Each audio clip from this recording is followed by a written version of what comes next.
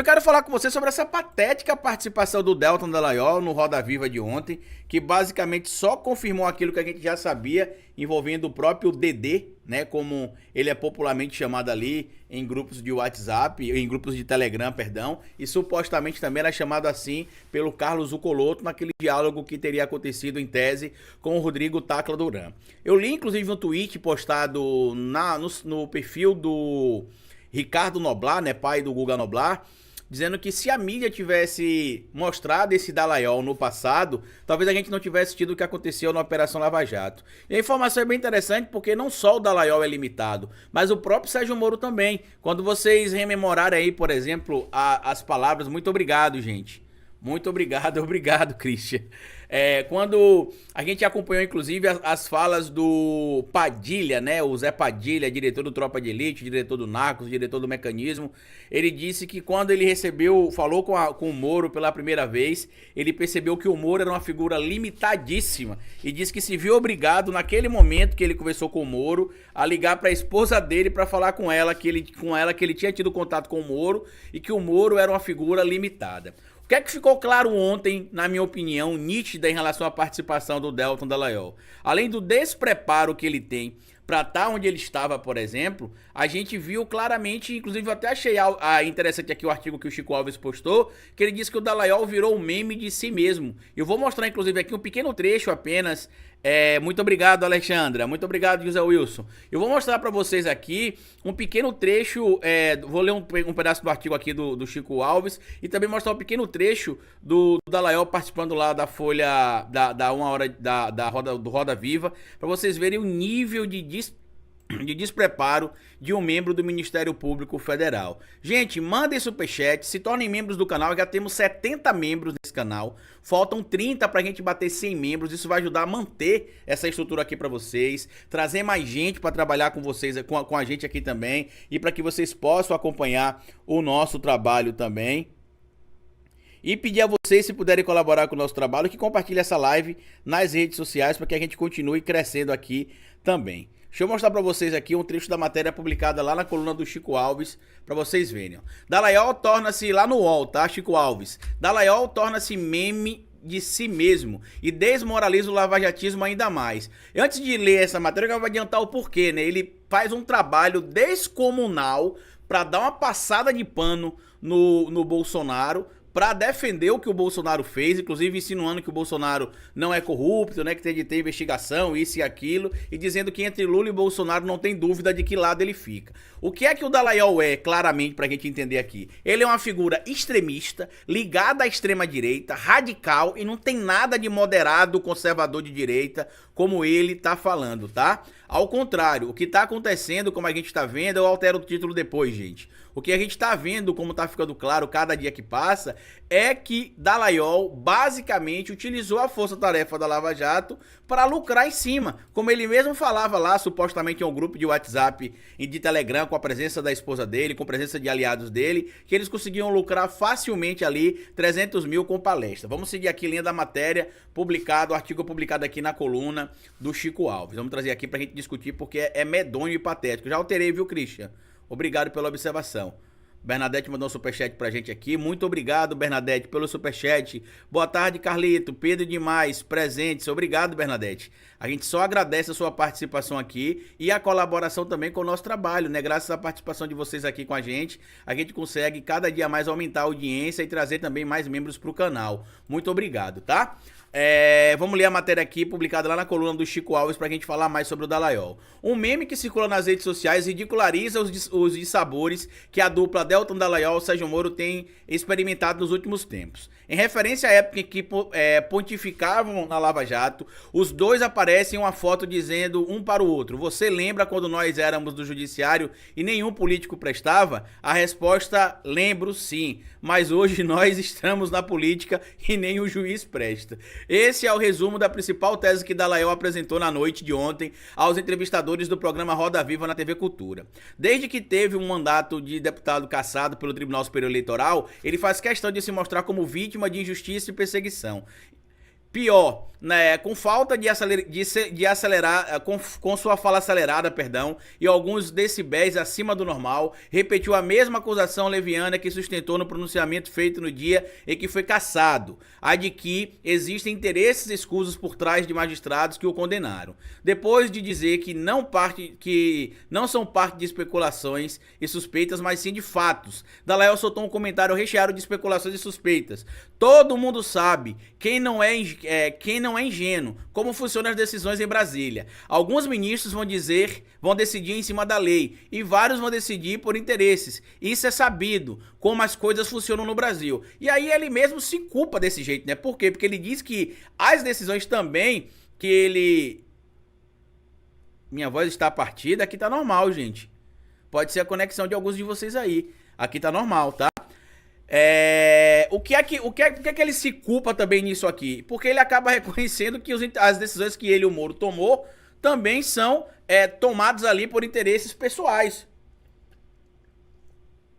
Por interesses particulares. Tá funcionando normal, não é isso? Sai e volta, Marcos. Pode ser algum problema na sua conexão. São tomadas por interesses pessoais, que é o que a gente tem visto ali, o próprio Dallagnol, por exemplo, e o Moro envolvidos nessa discussão. E é interessante que ele tenta acusar o ministro Benedito Gonçalves de ter tomado a decisão com base em interesse de ir pro STF, e ele diz que não é especulação, é prova. E aí a gente pergunta, cadê a prova, além das convicções que ele tem? Ou seja, o Dallagnol repete de novo, em 2023, o mesmo PowerPoint que ele publicou no passado, onde ele dizia o seguinte, né, que provas são fragmentos construídos através também de convicções. Então tá claro ali que ele não tem prova nenhuma contra o ministro Benedito Gonçalves, ele tá conjecturando. Outro ponto também interessante, né, que foi até questionado também, ele diz que o STF revisou uma decisão unânime tomada pelo TRE do Paraná, e que é um absurdo, que fica claro ali a combinação da decisão tomada no TSE. Mas peraí, como é que a decisão unânime do TRE do Paraná, que é o Tribunal Regional Eleitoral, que foi unânime, inclusive, e não vou colocar agora o QR Code para quem tá pedindo aí, então vou colocar na verdade o nosso, esse aqui, ó. Muito obrigado, Cláudia. Então, como é que a decisão, por exemplo, do TRE não é combinada, onde o Dallagnol tem muita influência e que a decisão foi unânime, segundo o próprio, mas a decisão do TSE, que é uma decisão onde se tem mais representatividade, mescla inclusive, entre elas a do próprio Cássio Conká, né, o indicado ali por Jair Messias Bolsonaro, por qual motivo você vai ter ali uma decisão unânime, inclusive de bolsonaristas em favor do Lula, certo? Qual que é o problema? Qual que é a situação? Tá claro pra mim, pra muitos de vocês que acompanham o nosso trabalho aqui, evidentemente, que essa mobilização do Dallagnol é pra tentar comover a população brasileira daquele discurso anticorrupção, que é isso, que é aquilo, que a Lava Jato combateu corruptos e que por isso a Lava Jato tá sendo punida, que é um absurdo, que não se pode fazer assim, que não se pode fazer assado. Só que fica evidente, inclusive com a própria fragilidade da fala do Dallagnol, que o que a gente tá vendo, vou voltar pra tela principal aqui, mas eu vou colocar o nosso Pix aqui também, para que a gente consiga colocar ele. Eu vou colocar lá no alto, embaixo do nome ao vivo. Então aqui na lateral, né, para quem quiser colaborar. Deixa eu só aumentar um pouquinho aqui dele, para quem quiser colaborar. Tá aí, ó. Então não dá para alegar, por exemplo, que não se sabia do que estava acontecendo. E outra coisa, por que que quando a decisão é a favor do Dallagnol, a decisão é justa e é unânime e não tem questionamento, mas quando a decisão é tomada contra ele, a decisão é carregada de, como é que ele fala? Carregada de interesses, tomada porque o ministro Benedito Gonçalves quer uma vaga no STF. Ontem ficou clara a limitação do Dallagnol ali, e de verdade eu nunca imaginei que a mídia brasileira colocaria uma figura tão chuca como o Dallagnol no lugar dele ao vivo, como a gente viu acontecendo ontem. A própria Vera Magalhães, que eu tenho algumas críticas, inclusive em relação às vezes ela colocar o antipetismo, o ódio às vezes que ela aparenta ter como figura política, né, não como pessoa necessariamente, do Lula, à frente até de seus próprios artigos que ela escreve, e fica claro ali o despreparo do Dallagnol. Não tem como esconder isso, porque isso fica latente e evidente, e isso prejudica basicamente o próprio Deltan Dallagnol, porque com essa movimentação que a gente está vendo sendo tomada aí por parte dos próprios bolsonaristas em abandonar o Dallagnol, mostra que ele foi vacilão, burro demais, em se embarcar em uma viagem abordagem antidemocrática, defendendo uma figura como a gente sabe que era o Bolsonaro, e o Bolsonaro agora o abandona, deixando ele ali com a mão na frente e outra atrás, para deixar de ser um trouxa, como ele sempre foi, certo? Mas vamos seguir aqui a matéria do Chico Barney falando ainda sobre o Deltan Dallagnol. Em seguida, diz que autores de votos e sentenças contra integrantes da Lava Jato estavam tentando agradar o governo de olho em vagas abertas no Supremo Tribunal Federal. Detalhe, só tem uma, e no TSE, detalhe, só tem uma vaga aberta no STF, e essa vaga aberta é indicada pelo Lula, exatamente, já vai ser indicada essa semana provavelmente, que é o Zanin. Inclusive a pauta da nossa live de hoje aqui, eu vou trazer esse tema para vocês aqui também. E os nomes do próprio TSE também migram do STF pro TSE em alguns casos, como é o caso do Nunes Marques, se não me engano, que vai passar a fazer parte permanente, se não me falha. Eu não lembro exatamente como é que tá a composição ou como vai ficar com a alteração. E tem os indicados por Lula também recentemente para ocupar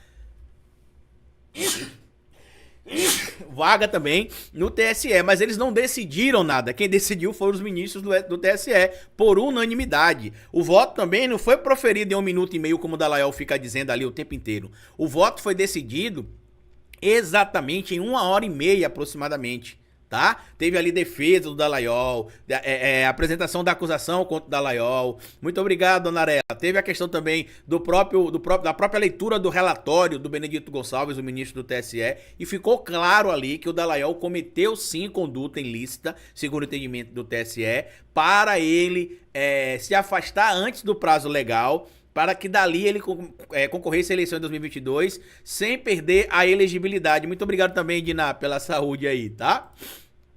E aí, seguindo aqui para vocês também. Para justificar essas acusações, não mostrou nenhuma prova, apenas, olha só, convicções ou inferências, como prefere dizer atualmente. Além de confirmar o meme, Dallagnol não se constrangeu de apresentar ao público que assina a entrevista um festival de frases absurdas. Discordo de muitas pautas do Bolsonaro, mas não estou aqui para desunir a direita. Existe liderança do homem sobre mulher. Não importa se você concorda ou não, se eu concordo ou não. O que importa é que está na Bíblia. Isso para quem é religioso, católico, apostólico romano, ortodoxo, protestante, quem segue a Bíblia, né? Quem é de outras crenças entende essa questão da mulher e hierarquia sobre o homem ou vice-versa de outra maneira, tá? Não sou gestor público, nem de saúde. Na época ele estava como procurador da República, quando ele foi questionado ali sobre a questão de se ele achava que o Bolsonaro tinha feito uma boa ou má gestão durante a pandemia da Covid-19. Não sou procurador desse caso, mas conheço esses casos em detalhes, sobre as acusações de apropriação, de falsificação do cartão de vacinação. E aí ele diz o seguinte, ele diz que não é o procurador desse caso e não conhece esses fatos, esse caso em detalhes. Mas ele diz aqui, por exemplo, né, quando ele responde essa pergunta sobre as joias, que ele escreveu um artigo, e a gente precisa lembrar para onde foi, se não me falha a memória. Foi para a Gazeta do Povo, onde ele deixa lá evidenciado, tá, o DD, ele deixa lá evidenciado que não tem crime cometido pelo Bolsonaro, não tem crime cometido pelo ministro Benedito Gonçalves, tá? Mesmo com a lei lá dizendo claramente que o que aconteceu foi crime de descaminho e uma tentativa clara de peculato, e em outros casos de peculato do Jair Messias Bolsonaro, ele disse que não tem crime, que o Lula que roubou. Que o Lula roubou não sei quantos objetos e que levou para casa, quando na verdade os objetos foram levados ali para um depósito do ex-presidente Lula, assim como alguns materiais também da presidente Dilma, e que após a decisão do TCU, de entender que presentes de valores muito elevados não podem ficar com os presidentes ou presidentas, no caso da Dilma, eles precisam ficar como parte do patrimônio da União, os presentes foram devolvidos. E no caso de Lula, faltou até 1 ou 2 presentes, se não me falha a memória, teve uma multa, que também não me falha a memória, foi de 11 mil reais, ele pagou. E aí o DD omitiu isso, por exemplo, no artigo mentiroso que ele publicou lá na Gazeta do Povo. Se bem que falar de Gazeta do Povo, artigo mentiroso, Dallagnol é quase que um pleonasmo, né? Vide as pessoas que ainda continuam escrevendo artigos lá na Gazeta do Povo, certo? Mas seguindo aqui o material para mostrar a vergonha do DD. Eu defendo que o pastor possa falar que casamento é só entre homem e mulher na igreja. sustentando a mentira que espalhou nas redes de que o PL das fake news irá censurar versículos da Bíblia. Isso é a mentira. O pastor vai continuar a poder dizendo na igreja que o casamento na igreja daquele pastor só será concebido entre homens e mulheres, porque ele está falando ali sobre o que está na Bíblia, dentro de um culto religioso e fazendo ali valer a sua crença religiosa, que é resguardada pela Constituição. O que ele não pode fazer é, fora da igreja ou até mesmo dentro do ambiente da igreja, cometer crime de homofobia. Dizer que na igreja dele, por conta da Bíblia, que é um procedimento religioso que ele segue, ele só poderá realizar casamentos entre homens e mulheres, ele não vai estar cometendo nenhum crime. Por isso que é mentira dele dizer, por exemplo, eu vou falar sobre isso também na live de hoje, Joel, não sobre o Girão, mas sobre o Maduro aqui no Brasil. E aí o que acontece? Ele vai estar protegido normalmente porque a própria Constituição, deixa eu mostrar pra vocês aqui, ó, só pra gente desconstruir mais uma mentira do Dedê, a própria Constituição fala que são invioláveis, né? Constituição Federal. Cadê? Tá aqui, ó. É um direito fundamental. E é mentira dele que a Constituição será vedada ou como ele diz, censurada pelo Estado. Tá aqui, ó. No artigo 5º da Constituição. Aqui, ó. Artigo 5º da Constituição, inciso 6º. É inviolável, vamos ler aqui com vocês, ó.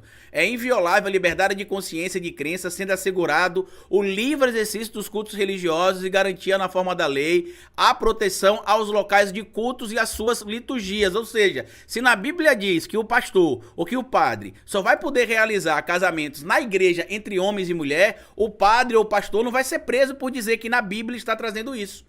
O que a gente está falando aqui é que pastores têm cometido crimes de transfobia e homofobia, inclusive, sem nenhum tipo de referencial na Bíblia ou sem nenhum tipo de respaldo na Bíblia, como eles costumam dizer. Porque é como diz o pastor Caio Fábio, né?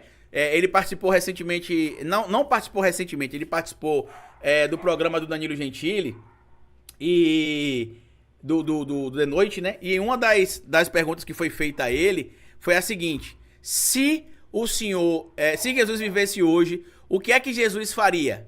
E a resposta foi, o que é que Jesus faria, né? Vendo o que está acontecendo hoje. Ele falou que não faria nada, como não fez no passado, né? Inclusive com pessoas que são vistas ali como perseguidas por esse público que a gente sabe ligado ao extremismo religioso bolsonarista, certo? Deixa eu só mostrar logo aqui um pedacinho do trecho do